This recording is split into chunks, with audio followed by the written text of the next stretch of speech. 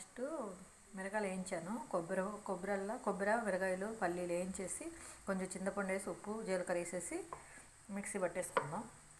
కొబ్బరి పల్లీల చట్నీ. ఓకేనా? చట్నీ రెడీ అయిపోయింది. బౌల్లో తీసుకుందాం.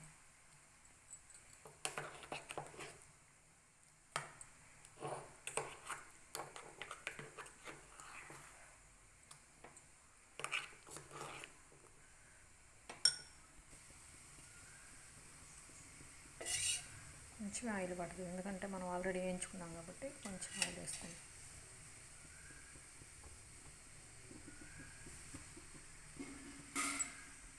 ఎండుమిరపకాయ వేసుకుందాం. మినపప్పు, ఆవాలు, జీలకర్ర.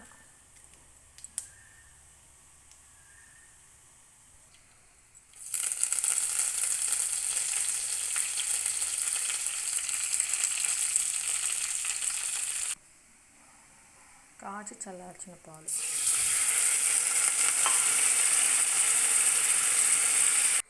చట్నీ రెడీ అయిపోయింది. చూసారా ఎంత బాగుందో, మంచిగా ఎంత కలర్ఫుల్గా ఉందో. ఎండుమిరగాయలు, కొబ్బరి, పల్లీలు చట్నీ రెడీ. మిల్క్ చేసాను. మిల్క్ చేస్తే టేస్ట్గా ఉంటుంది. ఇది ఇడ్లీలోకి బాగుంటుంది, దోశలో బాగుంటుంది, వడల్లోకి బాగుంటుంది, దిబ్బరొట్టులోకి దేంట్లోకైనా వేసుకోవచ్చు. పాలు పోయకపోతే అన్నంలో కూడా వాడుకోవచ్చు. ఓకే, మరి బాయ్.